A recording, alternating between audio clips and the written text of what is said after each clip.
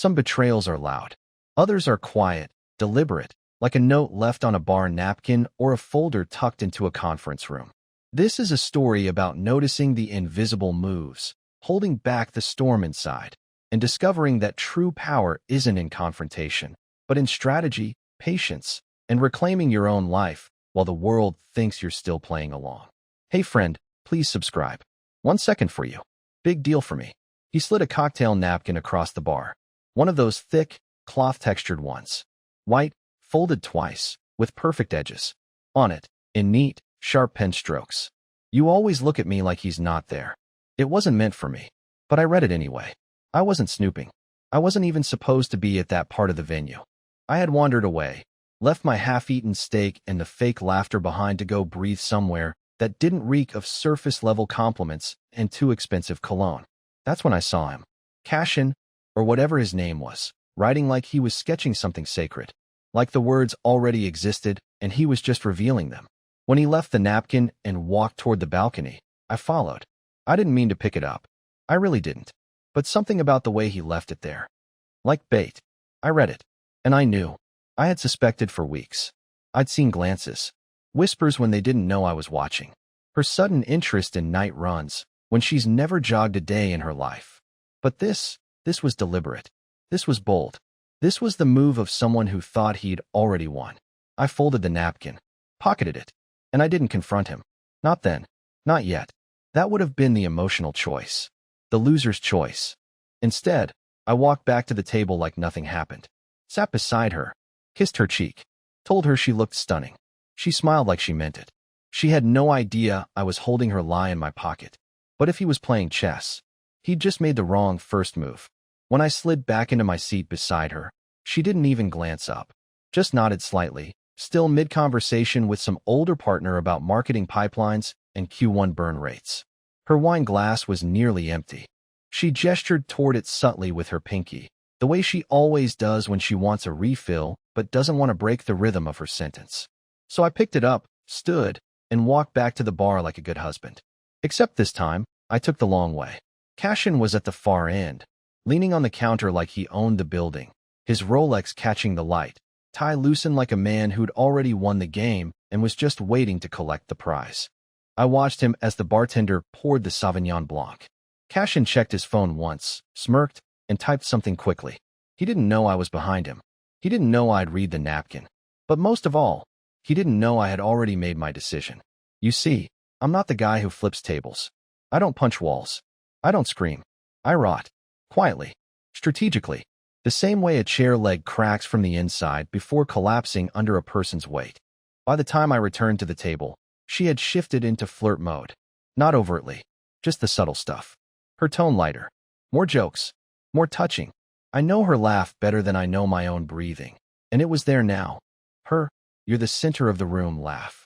The one she used on me years ago, back when I was still the one making her glow like that. But tonight, she wasn't aiming it at me. She hadn't in a long time. As I handed her the wine, she touched my wrist gently. Too gently. The kind of careful gesture you use when you're trying to keep something tame. Her smile didn't reach her eyes. That's when I knew. She thought she was managing me. Like I was too dim to notice the way her phone never left her purse anymore. Or how she suddenly cared about data limits. Or how she always seemed one breath behind in our conversations. Like she was buffering between two different realities. I sat in that chair and pretended. Ate my food. Nodded at the right moments. Even laughed once, though it felt like chewing gravel. But under the table, my leg bounced like a motor running cold. Because in my pocket was still that napkin. And something about how boldly it had been left, how it screamed confidence, entitlement, even, sent a kind of heat crawling up my spine. She was sitting beside me, laughing like nothing was burning. But what neither of them knew was that I'd already opened her laptop that morning. Just to grab a file, she said. Just for a second. But she had left it unlocked. Maybe she trusted me too much. Or maybe she just never thought I was curious enough to look. But I did. And what I found wasn't just one email or one message. It was a folder titled Archived, of all things. Like it was ancient history. Like it was buried. There were voice notes, screenshots, pictures, meetings labeled as strategy sync that I now knew were nothing more than hotel rooms with minibar receipts. Cashin wasn't just flirting. He was planning. He was planting himself in our life like he had the soil tested. And my wife? She was watering the roots. So I smiled, finished my meal, kissed her on the cheek again, this time slower. And later that night, when we got home and she was in the shower, washing off her perfume, her guilt, her fake laugh, I walked to my workbench in the garage, pulled out my old wooden toolbox, and opened the bottom drawer. She thought I was harmless. But I wasn't planning a confrontation. I was designing something. The thing about being underestimated is that it gives you room to prepare. They think you're too naive to notice, too passive to act. But all that does is buy you silence. And in silence, things grow. That night, after she fell asleep, I sat in my workshop and stared at the folder again. The one I copied from her laptop and transferred onto an old USB drive that looked like it hadn't been used in years. It was all there. Hotel bookings under fake names. Calendars with lunch, meetings that lined up with Cashin's out-of-office replies. Even a playlist they shared called Private Drives, full of soft indie tracks she never once played around me. But it wasn't the evidence that broke me. It was a photo. One single image, buried among spreadsheets and receipts. Taken in a car, from the passenger seat. She was laughing, eyes squinting into the sun, wearing that green scarf I gave her last winter. The one she said made her look like a vintage librarian in a spy movie. I remember her saying that. I remember her twirling in it like she was 10 years younger, like she still loved the sound of her own joy. But the photo wasn't taken by me. It was him. Cashin. I could tell by the reflection in her sunglasses. I printed that photo. Not because I wanted to stare at it, but because I needed a centerpiece. I slipped it into a blue folder, the kind you'd use for a job interview. Basic. Plain. Innocent. I packed it with timelines, maps, screenshots, and all the puzzle pieces they thought would stay scattered forever. And then I did something strange. I sealed it, taped the folder shut, and wrote 3 words across the front in thick, black marker. For your consideration. It wasn't meant for her. Not yet. And definitely not for him. The next morning, she kissed me goodbye like usual, coffee in one hand, keys in the other. I watched her walk down the driveway, like she wasn't carrying the weight of 2 lives on her shoulders. As soon as she turned the corner, I grabbed the folder, locked the house, and drove straight to her office building. Security is always loose in those corporate towers. All you need is confidence. A button-down shirt, a visitor badge from an old event, and that "I'm late for a meeting" walk. It works almost every time. No one even asked my name. I didn't leave the folder at her desk. That would have been easy. I left it in the executive conference room, right between 2 stacks of untouched marketing binders, before their morning leadership sync, right where the partners would be sitting. I even tucked a small post-it inside with one line. Ask Serafina about Q3 strategy meetings. I didn't wait to see what happened. I just walked out, straight through the lobby and back into daylight. This wasn't revenge. It was pressure. Let's see what breaks first. By the time noon hit, I'd gone back to pretending. I sanded down an old rocking chair in the garage and kept my phone face up on the bench, waiting. Not for her. For the tremor. The fallout. The first hairline crack in the glass. At 1:07 p.m., it came. She called. Not texted. Called. Which she rarely does during work hours. Her voice was calm, maybe a little too calm. The kind of calm people use when they're walking across ice and don't know how thin it's gotten. Hey babe, she said. Weird thing. Someone left some kind of folder in the conference room today. Did you come by? I wiped sawdust off my hands, careful with my tone. No. Why would I? A pause. Just weird stuff in there. Old screenshots, emails. About Cashin. Well, we think it's a prank. Maybe someone's idea of a joke. IT's looking into it. There it was. We think. Not I think. She was already building her wall, trying to wrap her guilt in a team decision. I wondered if Cashin was in the room with her when she made the call. If he was standing just out of frame, sweating under that tailored jacket. I kept it simple. That's creepy. You okay? Another pause. This one longer. Yeah, just unnerving, you know? I told her I loved her before we hung up. And I meant it. That's the worst part of all this. I still do, in some twisted way. But love doesn't erase betrayal. It just gives it teeth. I didn't hear from her again that day. She didn't come home until late.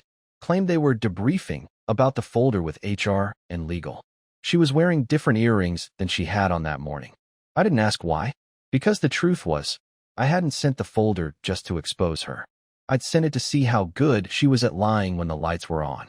The strangest part was how quickly things went back to normal, or at least the version of normal she thought I'd accept. She came home the next evening like nothing had happened. No mention of the folder. No lingering glances. Just her usual routine. Kick off the heels, toss the keys in the bowl by the door, and ask if I wanted Thai or Greek for dinner like we weren't standing on a floor cracking beneath us. But I noticed the little things. The way she hovered near her phone more than usual. The extra second she took before answering a question, like she was scanning it for traps. Serafina had entered self-preservation mode. It wasn't guilt that drove her. It was strategy, damage control. On Friday, she came into the garage while I was fixing a broken cabinet door. She leaned against the doorway with her arms folded, watching me work like she was seeing me for the first time in weeks. So, she started, like the subject had just popped into her head. Cashin's inviting couples to his lake house next weekend. Kind of a team bonding thing, spouses included. Could be. Good for us. I didn't respond right away. I held the hinge in place and drilled it in slowly, deliberately, letting the sound fill the room before I looked up. You want me to come to your coworker's retreat after someone just dropped a folder full of your shared hotel receipts on your conference table? Her jaw tightened, but only for a moment. She was too practiced for anything longer. That folder was fake, she said evenly. I told you. HR investigated. It was anonymous. It's gone now. Gone. Not resolved. Not debunked. Just gone. And that's when it clicked. She wasn't trying to smooth things over between us.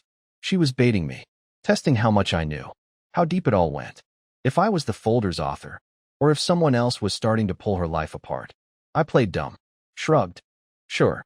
Let's go. Sounds fun. She smiled, but it didn't reach her eyes. Again, that night, while she showered, I pulled out my backup phone, the one I hadn't used in 2 years. I charged it in the garage, away from the Wi-Fi. Installed a voice recorder app. Then I packed it into my DOP kit, under the shaving cream, between 2 folded t-shirts.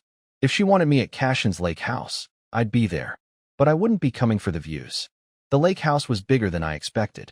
Not just big for a weekend getaway, but surgical glass and copper roof modern. It sat near the water like it had been dropped there by a magazine editor. Inside, the furniture looked like it had never been touched. Minimalist. Cold. Every cushion perfectly fluffed. A home with no history, just good lighting. Cashin greeted us at the door like we were old friends. He had that infuriating ease again, the grin of a man who never worries about consequences.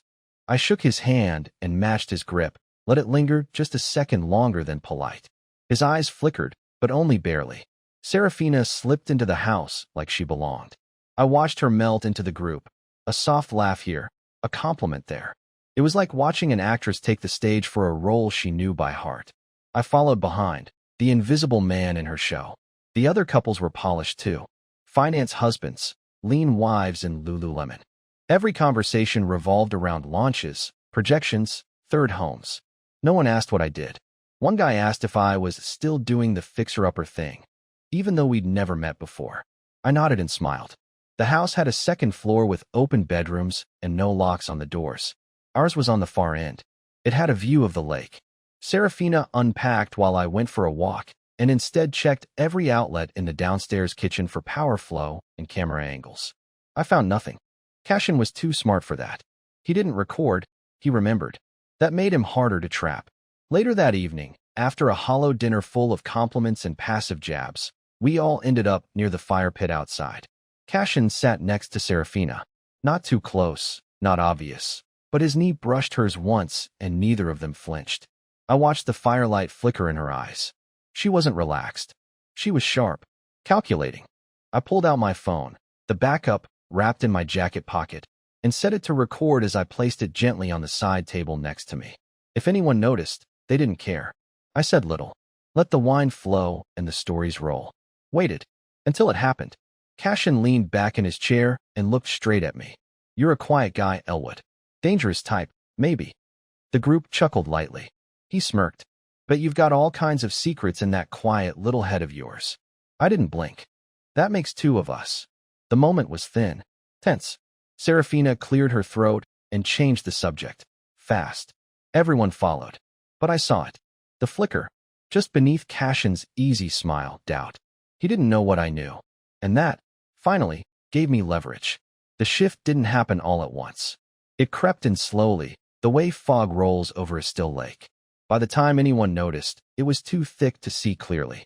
Cashin poured drinks with too much generosity that night, especially toward Serafina. She refused twice, then finally accepted the third with that same polished smile she uses when she's trying to stay in control. At first, I thought she was just keeping up appearances.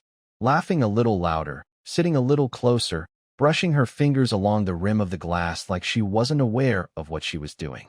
But then she looked at me, not him, me, and there was a flicker of something I hadn't seen in a long time. Not guilt, not shame, something closer to panic. It happened when one of the wives asked, half drunk, how long we'd been married.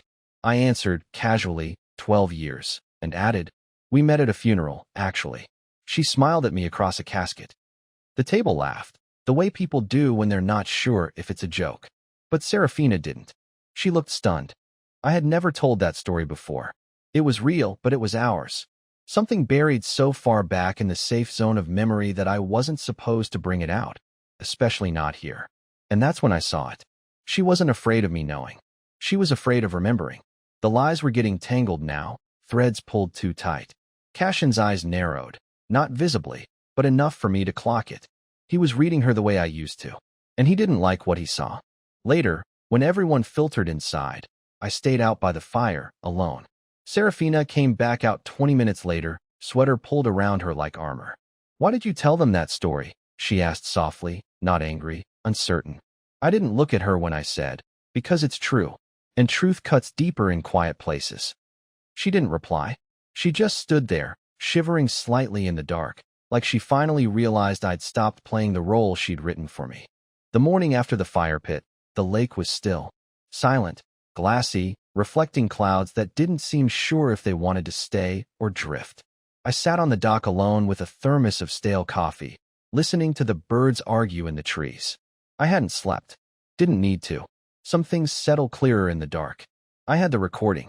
I'd listened to it twice in the early hours, once to confirm what I heard, and once just to feel it. Cashin had slipped. A few too many bourbons in, leaning too close to someone else's wife, whispering low. It doesn't matter what he suspects. He won't do anything. Guys like that never do. But the fear in his voice said otherwise. Even drunk, he was watching his back. And Serafina? She hadn't defended him. She hadn't even laughed. She'd gone quiet. That was enough for me. I didn't confront them. I didn't out the recording, didn't send copies to her company, or make a scene in front of polished executives in pressed linen. I simply waited until the others were distracted with checkout, then packed my bag, zipped it clean, and left. By the time Serafina noticed I was gone, I was already halfway home. She called twice, then once more. I didn't answer, not out of cruelty, but because I finally understood something. All these months, I thought I needed revenge. Proof. A confession. Something loud. But I didn't. I just needed to take my hands off the wheel of a car that had already driven off the edge. I went back to my workshop that afternoon. The half-fixed cabinet was still sitting there, patient as ever. I turned on the radio, sanded the edge, and exhaled like I hadn't in years. 3 days later, she showed up. No makeup, no mask, no Cashin. She sat on the edge of the workbench and said, I don't have excuses, just consequences. I nodded, said nothing. She looked around the space like she was trying to remember what being grounded felt like. You're not going to ruin me. I shook my head. No, you already did that to yourself. And then, because I meant it, I said the hardest thing I've ever said. I forgive you, but I'm done carrying this. That was the real ending. Not the folder. Not the retreat. Just the moment I decided to stop bleeding for someone who didn't notice I was cut. I filed the recording away in a drawer. Locked it. Not to use, just to remind myself what I survived. And now? Now I wake up earlier. I cook for myself. I laugh more often. I've started fixing up an old motorcycle I'd abandoned in the corner for years. Sometimes healing doesn't roar. Sometimes it just hums, steady, in the sound of your own name when you finally say it without shame. Please like the video and share your thoughts in the comments. I read them all.